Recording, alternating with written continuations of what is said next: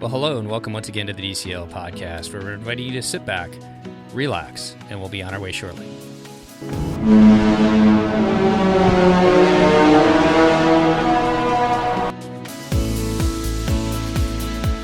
Well, welcome back to the DCL podcast, your podcast helping you and your family cruise a little smarter. And I'd like to welcome back to the show all the way down in Florida. How are you doing this morning, Christy? I'm well. How are you, Steve? Not too bad. It's not morning, it's afternoon for you, isn't it?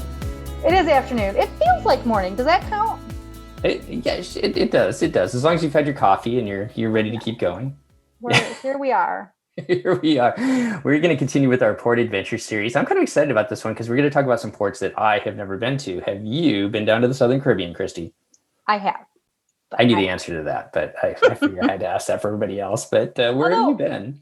I still don't think I'm going to give this away. I don't know why, but Jamaica is one of the ports we're discussing, and Jamaica is not in the Southern Caribbean. It is in the Western Caribbean, Steve.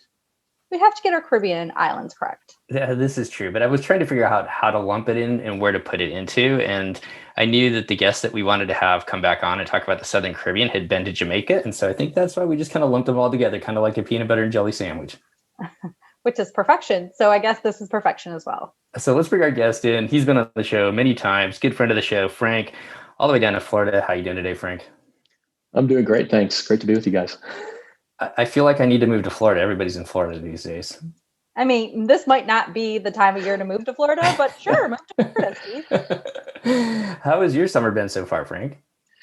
Oh, it's been good. It's, just getting started, but so far so good. But I was telling Christy, Florida summer's coming and the heat and humidity are just now getting up to where they're going to be for the next few months. So, and then hurricane season. So it's a lot of fun down here at that point. You just walk outside and you sweat instantly. It's fine. Everything's fine. Right. I need to say one thing, which is, I'm a little disappointed that Chris isn't here because I have a dad joke for you guys. Perfect. Because I didn't dad jokes. And I didn't come with prepared today. So all right. So here it is. What kind of doctor is Dr. Pepper? I don't know. He's a physician. God. Christy tried to ban the dad jokes, but they just seem... Nope, sorry. Every time they just keep coming in. And then Amber keeps putting them on our Instagram account. So they're everywhere. I've got a Peter Pan one that Sarah shared with me too that I'll have to send off to you guys too. Well, let's jump into today's topic. We are going to continue with our Port Adventure series. We're talking about Jamaica and then down a couple islands down in the Southern Caribbean. And before we do that, Frank, how many times have you guys been able to sail down to Jamaica and the Southern Caribbean? So we've been to Jamaica 3 or 4 times. I can't remember exactly. And we've been to the Southern Caribbean 3 times, twice on Disney and then once also on Celebrity. And what makes like the Southern Caribbean and Jamaica special in your mind? Why do you keep going back, I guess? The Southern Caribbean really are some of our favorite ports out there. I think it's really different in some ways than some of the other Caribbean ports. And we can talk about sort of how the islands down there are different. But it's also, I think, probably the best snorkeling that you can do just right off the islands of any place in the Caribbean is off the coasts of Aruba, Bonaire, Curacao. Really good. And the Jamaica is kind of interesting because I think in some circles it kind of gets a bum rap in terms of not being a safe place and maybe not being the greatest port to go to. But we've actually had a really good time, and we can talk about this just doing stuff right around the port as well as on some of the port adventures. And Christy, what's the difference in your mind as far as going down to the Southern Caribbean versus the Western and the Eastern? Well, it's elusive, right? There's not that many cruises that go there. It's so much further. You usually either have to start in San Juan or take a longer cruise because otherwise the ships can't make it out that far and bring you back home in a 7-night cruise. So it's a longer cruise. They are less traveled. So the islands really are more pristine. And it's just that unique factor. It's not your St. Thomas, which is gorgeous and it's lovely and it's fine. And I've been there a half dozen times and I will continue to love it and go there. But these other islands, you just don't get to make it to them as often. And so that's what makes it so special, in my opinion. And the culture down there is a little bit different too, because at least the 3 main islands there are all Dutch. So it's kind of interesting to chat with the people who live there because they are Dutch citizens. And in fact, a number of them will go to school over in the Netherlands because they are considered citizens of that country. And so the culture is just a little bit different. And then there's a mix of people from sort of all over the place, like a lot of the Caribbean islands are. Well, let's start off with Jamaica and Disney cruises to Falmouth. Am I saying that right? Falmouth? Falmouth, Jamaica, which just a little background on that. It was created in 2011. Frank, I think you alluded that Royal Caribbean really built that port up about 10 years ago. Yeah, I think they invested over $100 million when they first built that port. And I think it was really to create a place for cruise ships that they could have more control over than some of the other ports that were being used at Jamaica at the time. It is gorgeous. It is like its own little walled city or something, but they really did make it a beautiful port. So from Cruise Critic, they talk about it too. It says it's located between the two popular ports of Ocho Rios and Montego Bay. In 19th century, Falmouth was under British rule, or Jamaica was under British rule, and Falmouth was a prosperous port shipping sugar, rum, and coffee to England, but it kind of fell into disrepair until actually Royal Caribbean kind of built it back up in 2011. As you alluded to, the streets are a short walk away from the port. There's plenty of shopping featuring local crafts and jewelry, lots of food and drink options there as well if you want to stick around the port area. Most people don't leave this area, but there are many port adventures featuring zip lining, kayaking, river tubing, off-road bugging, snorkeling, and bobsledding. And I think we're going to talk about some of the experiences that you've had, Frank. Let's just start with the port itself as far as spending time there where the shops are. Yeah, it's interesting because it is in some ways like other Caribbean ports in terms of the shops they have that are kind of chains throughout the Caribbean, but there are also local merchants who come in and they have various shops with arts and crafts and food. And I have to say, if you've never had a Jamaican patty, that's the place to get one. It is not an empanada, even though it sort of looks like one. But the other thing that they have there that people love is there's actually a Margaritaville there. And the Margaritaville is only open when there's a cruise ship around, but they have their swimming pools and waterfalls and free Wi-Fi and all kinds of good stuff there. So I know a lot of people that just on that day just go sit and hang out in Margaritaville all day. And that's just a restaurant, so it's not something that you have to make a reservation for or anything like that, right? It's not like a resort.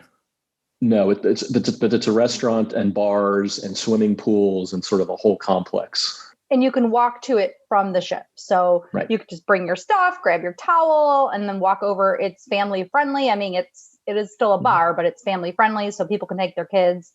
I understand the pool's pretty cold. We were going to go there one day, and I think the weather turned out not to be good.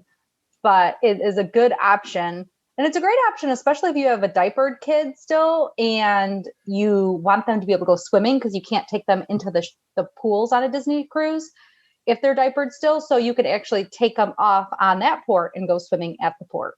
Yeah, but as you mentioned, Steve, it's kind of, or Christy may have said this, it is kind of like a walled city. And so they've created this very large area right off the ship. And they have security guards and all kinds of people. And you have to have like a pass to get in if you work there, that sort of thing. And I think that's one of the things that maybe scares people about, well, maybe I shouldn't go outside these walls because maybe it's dangerous out there. But I think it's like any place else. My understanding is that actually the areas right outside the walls may not, in fact, be the safest places. And that is certainly the port adventures are fine. And they actually have vetted taxi drivers that you can hire within the walls if there's somewhere else in particular that you want to go, or if it's one of the places you want to go, but you don't want to do the ship excursion there. Yeah. And I would say that for most of our listeners and most families that are going, I probably, even for me, and we're, adventurous with stuff like that, I would not venture outside of the walls without either already having something lined up. And like Frank said, you can get the taxi within the walls. So I would probably do that from a safety standpoint. It's not that I really think it's going to be, that some harm is for sure going to come to you. It's that there's a lot of pressure to purchase things that smoke, for example, or just other things like that. While once you leave the port itself, and it would be less likely to be family friendly. And I would add that if you are so inclined to purchase those sorts of things, please be very careful not to bring any of that back on the ship with you because they will find it and you will go to jail. Yes, yeah. Would definitely not be allowed. Good pro tip there, huh? So Well, let's move outside of the walls then, Frank. As far as adventures for you and your wife, when you do port adventures, do you tend to book them generally through the cruise line, or do you go outside of the cruise line? I think the things we've done in Jamaica, we've booked through the cruise line. It seemed like a more straightforward way to do things. And they, as you mentioned earlier, they have a lot of options and a lot of different things that you can do. One of the things that I found interesting was actually the town of Falmouth itself has some of the only or best surviving architecture from when it was a British colony. And so there's like a beautiful old church, and there's sort of these plantation homes and things like that. But then there's a lot of active stuff too, from the waterfalls, the zip lining, the canopy rides, the snorkeling, the other water sports and things like that. So there's all kinds of stuff that you can do. The only other thing to be careful about is if you can figure it out from the information that Disney gives you, or if you can find some other information, try to figure out how far you're going to have to go to get to those things. Because, we can talk later, but one of our favorite port adventures, and we just had a great time, but it was an hour each way on the bus to get there. And there was no bathroom on the bus. And one of the attractions after you were done with the adventure was it's time to break out the rum and the beer and all that kind of fun stuff. And then the bus had to actually make a couple of stops on the side of the road on the way back, or people weren't going to make it. Well, let's just jump into what have been some of your experiences you guys have had in Jamaica, and what was your favorite? Our favorite one by far was Dunn's River Falls. There's actually a lot of waterfalls in Jamaica. I didn't know this until I started looking at some stuff about Jamaica, and it's like everywhere you go, and you can see the beautiful waterfalls. But these are falls that are actually set up so that you can climb them. So what happens is you go there, and they have guides that these guys and gals are amazing. I mean, they know where all the steps are, and they will basically scamper up the falls in probably about 5 or 10 minutes. The group probably takes more like 45 minutes to an hour to get up because you do it carefully. They do make sure that you have water shoes and that you're safe, and really just sort of move along as a group. But that was really a lot of fun. And there's also sort of an escape if you're part of the way up and you can't make it anymore. You can just sort of go over the side, and they actually have stairs that go all the way to the top. And then you can sort of see what's going on up there. But that was really a lot of fun, and we really had a great time with that. I would just caution people that it is slippery. It is for active people. So it is an activity. People just have to be prepared for that. Yeah. And I think older kids are fine, but, really younger kids is probably not the best choice for them. They do the best they can to be careful about your shoes. And in fact, of course, they will helpfully sell you nice rubber-soled water shoes if you don't bring your own. The other thing that they do is they video the whole thing, and they take pictures the whole way. So at the end, I think they put it all on a CD, and they charged like $15 or $20 for it. And we bought it. It was actually really fun to sort of watch that and see kind of the stuff you were doing. But it's amazing to me because, Christy, as you said, it is really slippery. But they have these photographers that are just sort of hopping along with their cameras, and they know where all the places are to walk and to step. And I never saw one of them slip or fall once. How is the water? Is it cold or is it refreshing? Yes. It depends on what you're used to. So it is probably for people who are used to sort of warmer water in the Caribbean. It's a good bit colder than that, but it's not like it's freezing or anything like that. Okay, besides Dunn River Falls, what else have you guys done? Have you done snorkeling, or what else have you guys done? Yeah, we've done some snorkeling. There's different tours that take you to different places, to the reefs to see the fish, and that's been really good as well. And then there's other stuff that I've just, seen people do or talk to people about.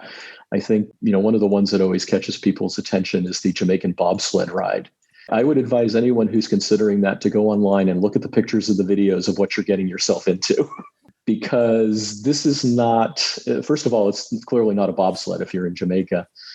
It's really more like an old metal roller coaster. I assume you must be strapped in somehow, but it is not like the roller coaster restraints that we're used to in the United States. It sort of looks like an exciting ride if that's the sort of thing you're interested in.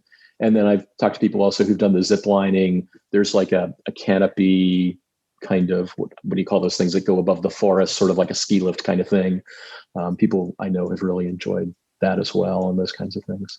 I'm looking at Disney's explanation of the bobsled ride, and it looks like they've got kind of a pavilion at the top. When you get to the top, it kind of tells you a little bit about the history. So you get a little bit about the history before you take the ride down. But this looks exactly like when we were in Wyoming last year at this ski park. They had this kind of sled ride that the kids did, and it was like super fast. So I will say, according to these pictures now, there are restraints. So you are currently wearing seatbelts.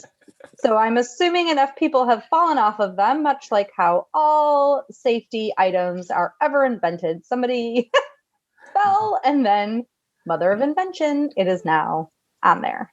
The other thing I'll just mention is, and I think we talked about this on a previous show, but on the Western Caribbean trip, the Falmouth Day is the day that they do the Palo Be Our Chef. Mm. And so I assume that's because they think that is probably the least popular of the port days. I don't know that for sure. They can't do it on a sea day because Palo's doing brunch on sea days. But that was the day that I got to do that experience. So my wife just waited for me at Margaritaville and was very happy by the time I got there. If you'd like to hear all about that, you can Google DCL podcast on your search engines or whatever, and then DCL podcast and Be Our Chef. Be Our Chef. Mm-hmm. And then you will find our episode where we discussed that. Yeah, that was a great episode, Frank. It was. Some great pictures too. Okay, so looking at what Disney's offering today, just for the fun of it, if we were pulling into Jamaica today, Frank, what kind of caught your attention as to what you'd want to do? So I think the one I would probably do is, it's called Chukka Catamaran Cruise and Dunn's River Falls. So you get some snorkeling, you get a catamaran ride, you get Dunn's River Falls, and then you get a rum party on the beach. I mean, seems like a good combination to me. Great day to spend a day in Jamaica. Christy, you ready to second? So actually, I picked the same one. So looking at the choices, catamaran sounds awesome. I had previously dove. Scuba diving in Jamaica is fantastic. Disney does not currently offer scuba diving there, but right. I am sure that you could book that on your own if it was something that you were interested in. The diving really is very good in Jamaica. So it would be something that somebody could consider. The Western Caribbean has always been known for their great diving. So I've done that in the past in my younger years. But I think this time I would probably chill out a little bit and go on a catamaran cruise and the Dunn's River Falls. Well, while you guys are drinking your rum punch on the beach there, we are going to do something different. Although it looks like, I'm looking at the pictures now, it looks like a bunch of ducks kind of following everybody down on a row. And we're going to do the Adventure Falls and river tubing. So you tube down this river and then you end up at Adventure Falls. Have you talked to anybody that's been to Adventure Falls, Frank? Okay. Or I've seen pictures, but I haven't talked to anybody about that. Looks like kind of a place to kind of hang out afterwards. They got water slides and kind of a beach area and everything else. So all of us heading towards the water, I guess, in Jamaica. So that is what you do in Jamaica. Jamaica has gorgeous beaches, a beautiful water. It really is lovely there. Okay, well, let's jump back on board are we on the Fantasy or the Wonder or the Magic? I don't know. We're on one of them. But let's head on down. Any of them that go to where we're going next. So let's leave that ship, disembark, head over to San Juan, and then catch I believe the Magic for Fall of 22 is going to the Southern Caribbean. Do you have that pulled up? You want to talk about where they're going? Oh, I definitely do not have that pulled up. I've got it pulled up. So it's a 7-night. At the Fantasy one, the Southern one, I think, is canceled this year, right? So I'm hoping, because we're actually booked on the 8-night Fantasy cruise in October that hits it's a sort of Eastern with a little bit of Southern attached to it. So we'll see. Okay. So you've got that one available potentially. Otherwise, we're into 2022 where the Magic's leaving out of San Juan. Goes down to St. John's, then down to St. Lucia, Aruba, Bonaire, and then back up to San Juan. So let's head to Aruba. How many times have you been to Aruba? And did you go with Disney or was this with Royal as well? So I've been to Aruba once with Disney. Actually, yeah, once with Disney and once with Celebrity. So I've been there twice. Aruba is really an interesting island. I mean, it really is sort of a very cosmopolitan kind of place. On the Celebrity cruise, we were actually there pretty late. So we got to do like a sunset cruise and see some of the nightlife. And, there's a lot that goes on there. But, during the day, it has sort of a lot of the things that other Caribbean islands have, but has a little bit different vibe down in the Southern Caribbean. Those islands down there are Dutch islands, and it's just sort of a little bit different feeling, even though there's lots of people sort of from all over the place, just like there are in other places in the Caribbean. Lots of great water sports and water kinds of things that you can do. Lots of places that you can do sort of a day-long adventure. The one that we actually did the same one twice. There's a place right off the coast called De Palm Island, which is essentially this rock in the middle of the ocean where they've built a destination for tourists. So it's got a little water park with water slides. It's got some cabanas. It's got the beach. You can snorkel right off the pier, and there's a bajillion fish just right out there in the water. They have bars, they have food, they have all kinds of things. And it's kind of a nice little it's like a little mini all-inclusive resort that you can get to pretty easily, just a quick little boat ride from the pier. It looks a lot like the Blue Lagoon in Nassau, sort of kind of an area like that where they've got a lot of different things available for you. Do you bring your own snorkel gear? Do you guys bring your own snorkel gear? We always bring our own mask and snorkel. Whether or not we bring our fins kind of depends on how big a suitcase we're taking on that trip, whether we want to try to shove them in there or not. You guys are big Pirate Night people, so I know you've got a lot to bring with you. So it's the trade-off, the pirate outfits versus the fins. And then, we also are big fans of Paul and Remy, so we got to have the dress-up stuff. So, yeah. Lots of stuff to pack with. Okay, so looking at Aruba, as you said, and I think that's a good thing to point out as far as, so Disney being a family cruise, and I've noticed this over the time, just kind of the cruises that we've been on, that we have sailed on, along with just kind of looking at their itineraries, is Disney being family centric tends to get into ports early in the morning. It gives you the whole day there, and then you leave either late afternoon, maybe early in the evening. But I feel like if you change cruise lines, you go with a Royal, a Norwegian, or Celebrity or something like that, a lot of their cruises will tend to have more time in the evenings there. And there's a lot of things to do in the evenings. And one of the things that they recommend in Aruba is, as you said, Frank, is that they offer the sunset cruises. And I think that's something, when you're ready to change to a different cruise line, or if you're ready to change to a different cruise line soon, those are some things that can open up. Those are some doors that can open up to some different adventures. Looking at Aruba, it's located in the Southern Caribbean, represents the first letter of the ABC island chain, which is Aruba, Bonaire, and Curacao. Did I say that right? Curacao? Yeah. Okay. And Disney, Christy is not going to, and Frank is not going to Curacao right now? Yeah, we went there on a Disney cruise once, 2019, but I don't know that they're going there again soon. Okay. And the other nice thing about those islands that is worth mentioning is they're really not that far off the coast of South America. So they truly are pretty far south. And they are out of basically most hurricane paths, right? Which really is nice, assuming that, usually you can get places like that because even if there's a hurricane out there, ship captains are really good about going around them. And then once you get down there, generally is pretty safe during hurricane season. Yeah. So the trouble with that is that you start your cruise in a hurricane prone zone. But if you are cruising versus just flying out for a land vacation, it is technically outside of the hurricane zone. So it'll still be rainy season, but it is not supposed to receive the damage of a hurricane.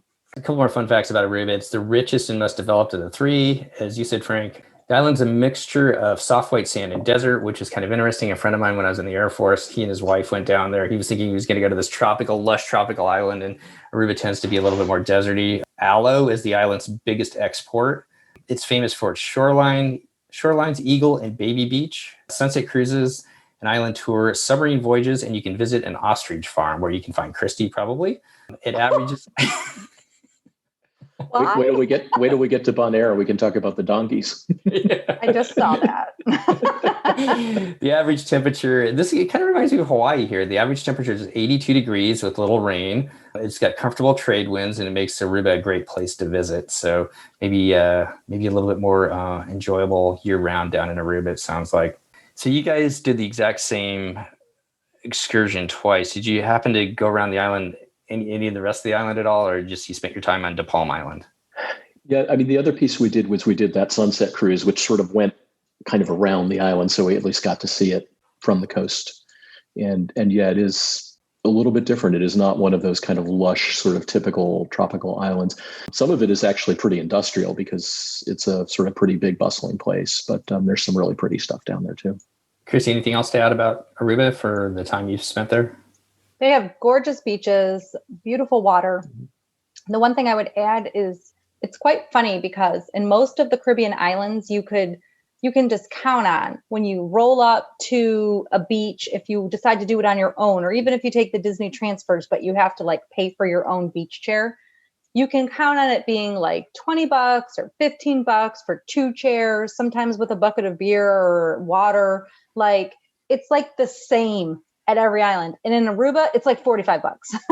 And you get 2 chairs and no drinks and like an umbrella or whatever. But it's much more expensive than any of the other typical cruise ports that you would make a stop at. So I would just tell people to definitely be prepared for that. But it's beautiful. It's absolutely beautiful. Well, if we were there today, what would you do, Frank? I think actually we would probably do the same excursion again. We really do. I mean, it's like, go to Castaway on every cruise. I'd be happy to go to De Palm Island on every cruise. It's really pretty great. Frank and I are just super travel compatible so far because I would spend my day in De Palm Island. However, Steve, did you see something on that list that made you think of Christy? I didn't, but we're going to go to De Palm Island. I'm going to have to look at the list again and see. Yeah. So right under De Palm Island, you can pay after you've paid for arriving at De Palm Island for a private cabana. Oh. And my family yes, you can. really is a fan of the private cabana. So I think we will be in a cabana. There are like 4 different choices with different price points, depending on what you want your cabana to be. And I think I would be in a cabana. I will tell you that one of the nice things there is they have a good amount of beach chairs in shaded areas, as well as in areas that are sort of out in the sun. So if you prefer one to the other, it's really not hard to find what you're looking for, which is nice. And how about food there, Frank? The food is sort of typical. It's included with the Palm Island packages if you're going out there, but it's like, hot dogs and burgers and chicken sandwiches and kind of just basic stuff. Probably not the place to go for a gourmet meal. Unless you're in Christie's upscale cabana, then. No, I'm pretty sure my cabana includes the same food, but I get a bottle of Prosecco to go with it. Well, we are going to do basically the same thing. We're going to meet you on De Palm Island, but before we get there, well, I guess we'll be there, but before we go hang out on the beach, we're going to do some snoobing because I think our kids would be all over that just to do something different. So you go down there, you meet your trained scuba guide, sign a waiver, for the lawyers, receive instructions at a safety briefing thing, and then you head on down. You don't have to have any diving experience whatsoever to be able to snuba. You're down under the water, checking out all the fish and the sights, and then after you get done with that, you get a lunch buffet with a beverage of your choice, alcoholic or non-alcoholic, and then you can hang out at the resort. So I think that sounds like a fun day as well. A little adventure in the water, and then just hanging out at the island itself. And as I said, they do have like a small water park with water slides and stuff like that for, kids or adults, whoever, if any people are interested in that sort of thing. Well, anything else about Aruba that we haven't talked about, guys? It is one of the scuba diving locations that people might want to consider. So I know that our next island that we're going to look at is the one I'm going to pick scuba diving at. But if it wasn't that I wanted to spend my day in a cabana at De Palm Island, I would maybe think about scuba diving in Aruba as well, because it has some amazing water. Okay, so let's get back on the magic and we'll head on over to Bonaire that night. I guess Amber will be out watching the Funnel Vision with her French fries and chicken fingers. And Frank might be at the pirate party. Christy will be in bed. And I guess I'll have to figure out what I'm going to do.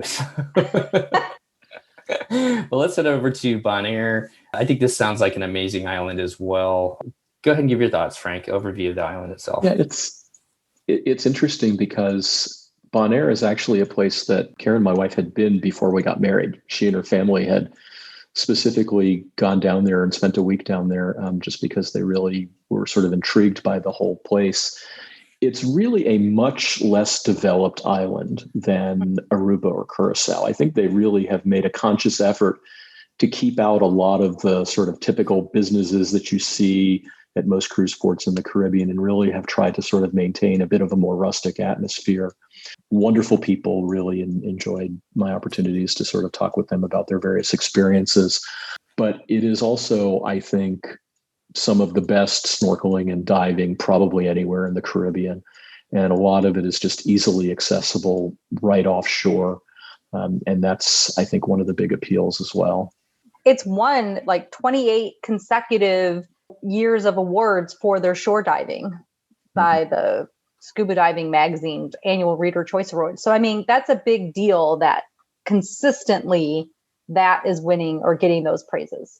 And So they also have some other unique things. I was joking about the donkeys. They have a large sort of wild donkey population in certain parts of the island. One of their big industries used to be salt. So there are some salt flats out there, different parts of the island as well. So some kind of neat stuff. You can actually do a donkey and salt safari.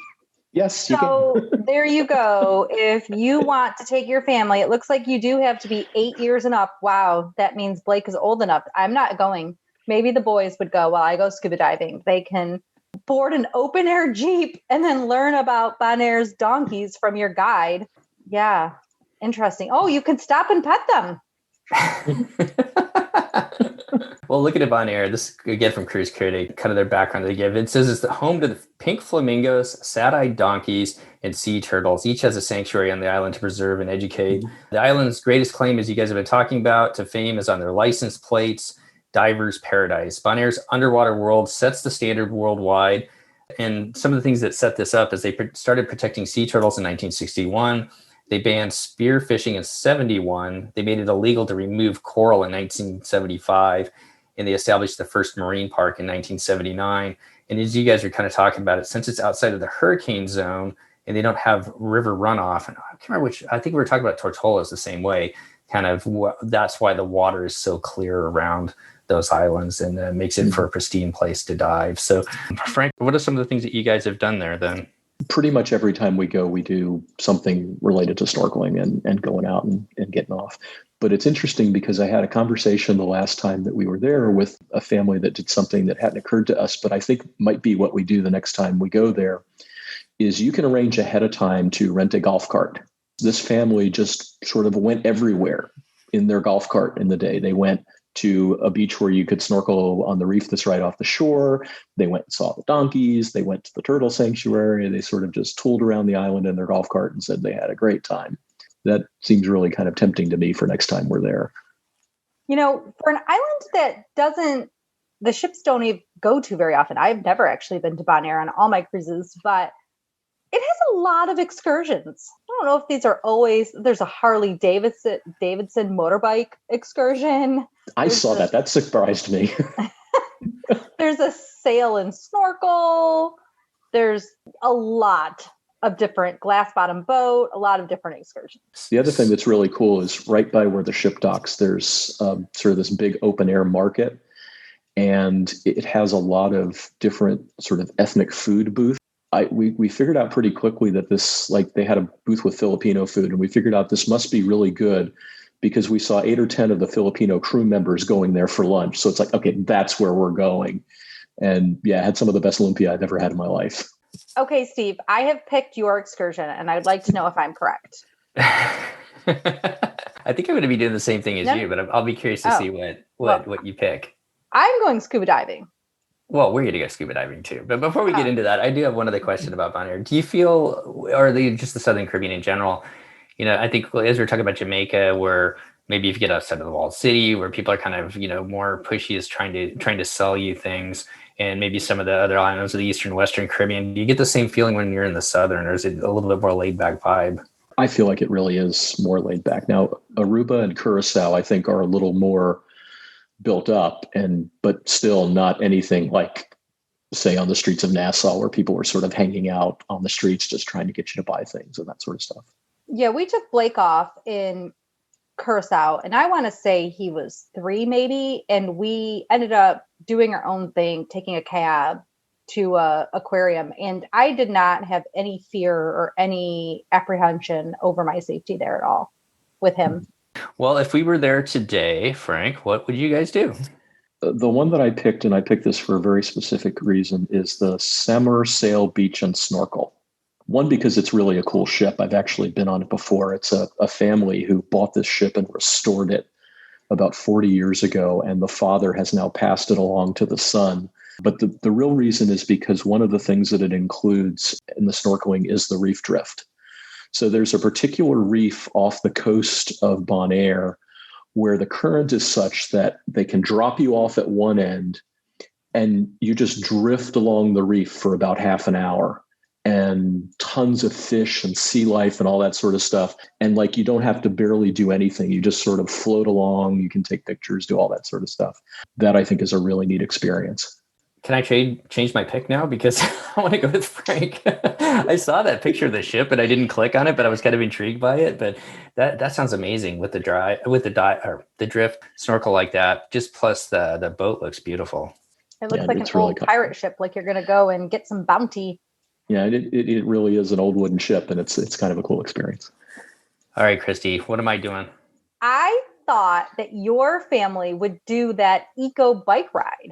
Oh, where's that? Like water bike ride. My thing, in true Disney fashion, I clicked on that pirate ship that was going to come and pillage me, and I can't get back to the site. The Go to Lake biking adventure. Oh. I feel like you guys are crazy sporty and you would go biking. I think that could be interesting. Depends on how hot it was. I wasn't sure how hot it would be, and I'm not sure. I think that's what intrigues me of always being in the water when you get down to the Caribbean, I guess. But I was kind of curious to see how hot that would be to be riding along like that. We are actually going to go snorkeling, or not snorkeling, but doing the 2-tank Bonaire Marine Park scuba dive. So how about you, Christy? Are we going to be on that same? Yeah, I will definitely be scuba diving. And then if that is the case, my husband will probably just stay on the ship and do nothing with Blake. He'll be with Frank's wife, enjoying themselves and celebrating while we're out running around. Actually, that's not true, because she's in the water. Karen would be in the water with you. Yeah, she's in the water, whether or not you're allowed to be in that water or not. She still threatens that one of these days she's going to sneak into the water on the other side of Castaway because she's convinced that there's a better reef over there that they're just not letting us go to. Oh, I'm sure. And I knew better to say that because you are the couple that actually has snorkeled in Alaska. So we have. Wherever there's water, right? Okay. Sure. Anything else about Bonaire, guys, as far as anything we missed or you want to touch on that we haven't talked about? It's one of those places that a lot of people haven't heard about, but it's, in my mind, it's sort of the hidden gem of the Caribbean. And if you can get the opportunity to take a cruise down there, it's really a lot of fun. And we've cruised out of San Juan a few times, and it really is a fairly seamless process. I mean, there's lots of flights in and out of San Juan. It's easy to get there. There's lots of hotels. It's easy to get to the cruise port. San Juan's kind of a fun city to spend a day or two in and see, the fort and all the old city and all that stuff. So I wouldn't let that be a restriction, thinking, well, I'm not going to go on this cruise because I have to go to San Juan to get on the ship. Before we finish up with looking ahead with what you have planned, Frank, because I know you guys got some pretty exciting things coming up in your future, and hopefully we'll all be sailing soon. I just have a question, Christy, as far as like land packages, if somebody wanted to go down to these islands rather than cruising down there, is there options to, I'm assuming obviously I know that there's options to do that, but what kind of options are there down there? Like, are there sandals types places where you stay in a resort type situation, or is it more like specific hotels? Yeah, so Jamaica is like known for sandals. So they have a million sandals resorts, sandals and all-inclusive, adults only. They also have beaches, which is the children's version of the all-inclusive by that company. They are great. They're actually great if you have special diets. So if you have people with allergies at all, they have a whole department that is dedicated to it. They're as careful, if not more careful than they are on Disney Cruise Line, for example, with special diets. But as far as the ABC Islands, there are resorts. They are not known for their all-inclusive resorts. And in fact, Aruba has like 4 total all-inclusive resorts, and they're good. But also Aruba has really good restaurants and dining. And so a lot of people would say to stay at a pay-as-you-go resort so that you can go out to all of the dining in the city and in the towns and stuff like that. So that is an option as well. But yes, there are packages people can book so they can have their air and their hotel packaged together with transfers to the resorts. And then somebody who is like a travel agent like myself that can book more than just Disney or just cruises, we can book all of those things for you as part of a package to make it really seamless if you wanted to do a week-long vacation in those locations. Frank, if you guys were going to go down there for a week, which island would you pick? I would definitely go to Bonaire. My wife would kill me if we didn't. I kind of get that sense, but I just wanted to make sure that. So you think that'd be enough for a week to really just relax and really explore it and do a lot of different. Yeah, I think especially if you like doing stuff in the water and that kind of thing, really, I think it would be. Yeah, those resorts have activities, so it really depends on what kind of person you are. They never have as much evening entertainment as they do on cruises. But there is always some sort of entertainment that occurs in the evening at those resorts.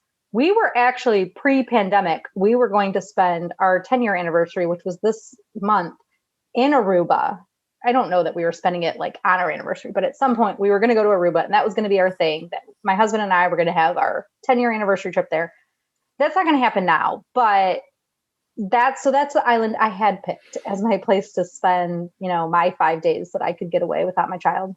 Yeah, just talking about this, it really makes me want to go on a cruise out of San Juan for all those things that you said, Frank, just exploring the cities. I had an opportunity to go there a long time ago, and we spent one night in downtown Old San Juan, but we didn't really get a chance to experience it too much. So I think that would be a great place to leave out of, and then just to see some different places that, like you guys said, the ships don't sail to as often, I think would be amazing to do.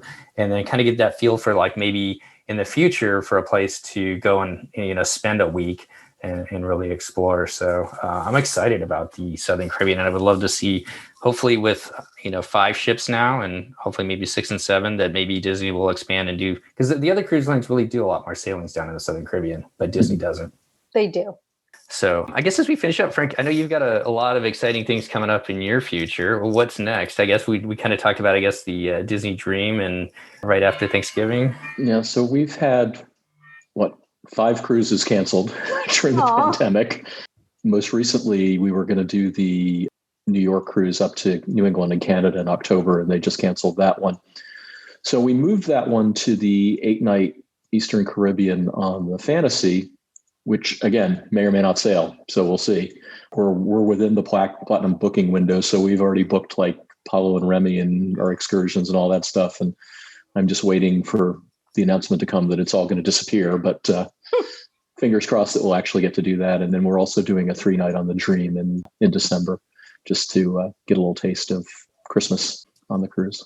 Well, hopefully with the Dreams sailing this week, Tuesday, on their test cruise, that things will kind of move forward, and at least that Dream one will go for you. But that's a good point that you made, because just because you have cruises booked, and I know that they've been canceling, I've gone and for 2 of our cruises and just booked everything on the app. I love the app as far as ease of being able to do things pretty quickly. But make sure you're doing that, because when these things do sail, I'd hate to be the person going, oh my gosh, let me see what I can find to do, and everything's already booked up. So good points there, Frank. I think they're still trying to find their way with some of them, though, because one of the stops on our Eastern Caribbean is San Juan, and they only have 4 port adventures available, and 2 of them are scuba diving. There's 2 scuba, a bicycle tour, and I can't remember what the other one was. But if you go on the Disney website, there's like 15 or 20 different San Juan port adventures. But I think they're still trying to figure out who's still in business, who's got things available, those kinds of questions that still have to be answered. Yeah, there's a lot of unanswered questions for fall cruises, but it'll eventually get there and things will turn around in the future. And do you want to talk about your big one at all coming up next year? Oh, yeah. So we booked the Galapagos with Adventures by Disney for next summer. Cannot wait to hear about that. So really excited about that. Did you review? I'm curious your thoughts. Did you look into comparing that Adventure by Disney trip versus Celebrity's Galapagos tour? We did. We looked at that. We looked at actually a couple of other tour companies as well. And I think it's like people say, once you get a cabana, once you cruise concierge, once you do ABD, you don't want to do anything else. I can see that. There were just certain things that we really wanted to do. Karen, my wife, loves birds and wildlife and that sort of thing. And she's like, as long as we get to do that stuff, I don't care which tour we're on or which company we're with. And ABD is just, I guess, a known quantity in terms of how it functions and how it works. I cannot wait to hear about it when you come back. Definitely, please reach out. And Absolutely. I will be one of the faces you stare at, because I absolutely need to hear about that trip. Yeah, we're really excited about that. when you texted me and said you guys booked it, I was like, oh my gosh, that is like so up your alley with the being able to be in the water and all the animals and the birds and wildlife you're going to be able to see. It's just going to be an amazing trip for you. I'm super excited for you guys. Yeah, we're really looking forward to it. I'm excited, but I'm jealous. Let's be honest. I'm just excited. I'm excited to go anywhere again, to be honest with you. It's a lot of people have gone through a lot of real heartache, and I really, my heart goes out to them. And it's extremely fortunate for us that we're able to actually even think about traveling at this point compared to what other people have gone through. But really, I'm looking forward to getting back out there again. Absolutely. Well said. Now I very much want to go to these islands again, though. Like, I need to go to Aruba. And even thinking back, Dave and I, in December of 2019, spent 3 nights in Jamaica. And it's just so gorgeous there. And so these shows are very dangerous for my pocketbook. Yeah. Then I'm so Steve, actually, Steve, I do have a question for you, because you're the West Coast guy, so you get to make this prediction. When the fall releases came out, it was incomplete in some ways and sort of looked like there's a ship out there on the West Coast. What's it going to do? So what do you think? I don't know, because as much as we joke about it, as much as I would love to see one of the ships stay out here on the West Coast, I do wonder if they could fill it consistently doing the exact same itineraries over and over again. I mean, I get that the dream does the 3 and 4 day over and over and over again, but a lot of that is tied in with people going to Walt Disney World, and Disneyland is not the destination that Walt Disney World is. Mm-hmm. So I don't know how many people really want to go to Ensenada and Cabo repeatedly, and they don't have Castaway, so you can't. Right. It's not the draw of your 7-night cruise location. Yeah, and the weather. And when you really think about Hawaii too, I think those are cool one-off cruises, but I'm not sure that that's something that you lose so much time. Well, I don't know.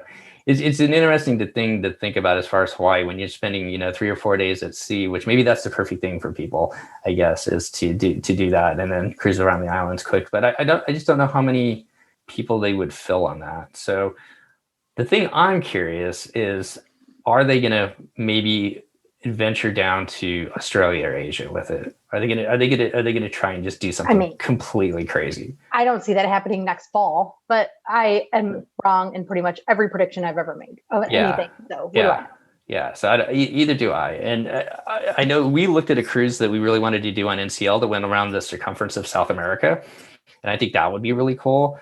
But once again, I'm not sure that there's going to be enough people that would want to do that even. So I don't know.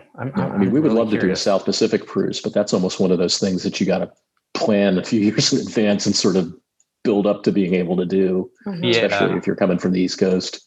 Yeah. And to cruise out of Asia too. I mean, you saw what Norwegian did and Royal have done with their ships to change it, because it's a very different market over there. I mean, if it's Americans flying over there and sailing around and experience it, it's very different. But if they're going to have like Chinese cruisers and Japanese cruisers, and that's who your predominant market's going to be, you're going to really have to change up the food options as well. So it'll be interesting to see what they do. I think you're probably right that maybe it's too soon for them to do it, because that's something that you really kind of have to plan out for, I think. But I don't know. I don't have a good answer for you. I mean, in some ways I would love to see a ship out here, but I would love to see if they did it and they did Alaska down to Mexico for part of the year, and then they went over to Hawaii and then down to Australia and did the South Pacific, and really gave some people, because Australia is a huge Disney market too. Mm-hmm. And a lot of Australians come over and spend time in Southern California, go to Disneyland. So I know that they could fill the ship up if they went down there. So, and I know Adventures by Disney does Australia, New Zealand, that sort of stuff. So, and many other cruise lines do it as well. Yeah. Royal's big down there, right, Christy? Yeah. Royal Celebrity Princess. So I would love to see them do that. That's what I'm hoping for. I'm trying to scour the web, but it's hard to find ports that that tell you which ships are going to be there all the time. So those are hard websites to find for some reason. So I'm kind of babbling here, but that's my hope, is that they do something like that. But we'll probably just find out that they'll add on a Panama Canal and it'll head back to the East Coast. So we'll see. Yeah, I guess that having the extra ship, though, you're right, is at a certain point, Castaway's not enough, and they need to get Luther going and up and running so they can do more of those private island days. That's kind of what I thought too. I mean, which is why maybe that's why they haven't decided what they're going to. Well, I'm sure they've got an idea what they're going to do with her, but I think they run into that problem, right? Yeah, I do have friends who live in Texas that are happy because they were convinced that Galveston was just going to go away and Disney was just going to sell out of New Orleans. It might still, but. Well, thank you so much, Frank, for coming back and helping us cover Jamaica and the Southern Caribbean. It's always a pleasure to talk to you. Thank you so much for all you've done for our podcast, the support you and Karen give us. And just want to wish you guys the best down to the summer and look forward to hopefully all of us traveling soon and we can talk about it in a future episode. That's great. Thank you. Thank you both for having me on. Well, that's going to wrap up our show today. Once again, I really want to thank Frank for coming on and sharing his and his wife's experiences as they sailed through the Southern Caribbean and also into Jamaica. Well, we hope this Port Adventure series is helping you and your family get excited about cruising as the ships start sailing again, and also helps you kind of, do some planning of your own for those next cruises coming up. As it looks right now, it may actually be happening that the Disney Dream has a potential to have its first U.S. sailing August 9th. And if anybody is booked on that August 9th sailing and would like to come on and share your experiences afterwards, we sure would appreciate it if that sailing is the first one that actually goes for Disney Cruise Line here out of the U.S. Beyond August 9th, once the ship starts sailing, we're going to try and get as many of you on as we can. If you'd like to share your experiences as well, reach out to me, Steve, at DCLpodcast.com. We'll get you all set up and we'll be able to pass all the information on to our listeners as hopefully the cruise line gets started here sometime in August. Well, if you're enjoying this show and have time to do so, we sure would appreciate it if you go over to iTunes and give us a review. That helps our show get known a little bit better in the cruising community, the Disney Cruise Line community, and also just the travel community in general. Well, between now and our next show, if you or and your family are heading out on your next vacation, hopefully getting beyond the staycations, on behalf of myself, Steve, Christy, and Chris, all of us here at the DCL Podcast, we'd like to wish you just be well out there, enjoy time with your family, and we'll see you next time on the DCL Podcast. The DCL Podcast is not affiliated with the Disney Cruise Line, Walt Disney Company, Adventures by Disney, or Run Disney. All of the opinions expressed on our shows are those of the hosts and the guests who appear on the show. If you have any questions about any of these products, please contact the Walt Disney Company.